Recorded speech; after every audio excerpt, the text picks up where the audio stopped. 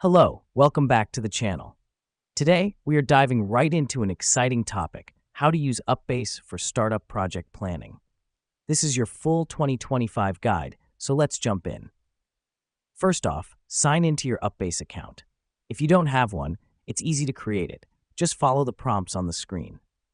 Signing up helps UPBASE remember your project details and preferences, making it easier for you to plan and execute your projects. Now that we've done that, let's move on to creating a new project. Click on the New Project button, usually found on the top right corner. Fill in the details of your project. The reason we do this is to give UPBASE all the necessary context about what you're working on. Next up, you need to add tasks to your project.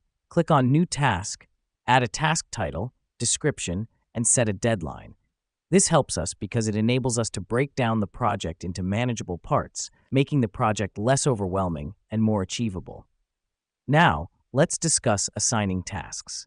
Find the task you want to assign, click on it, and then select Assign To. From the dropdown, select the team member you want to assign the task to.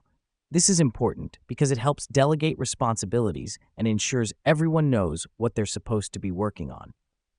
Once you've assigned tasks, it's time to look at your project timeline. To do this, click on Timeline on the main menu. Here's what's happening behind the scenes. UPBASE uses the task deadlines you set to generate a project timeline. This enables you to see the overall project flow, making it easier to plan and manage your time.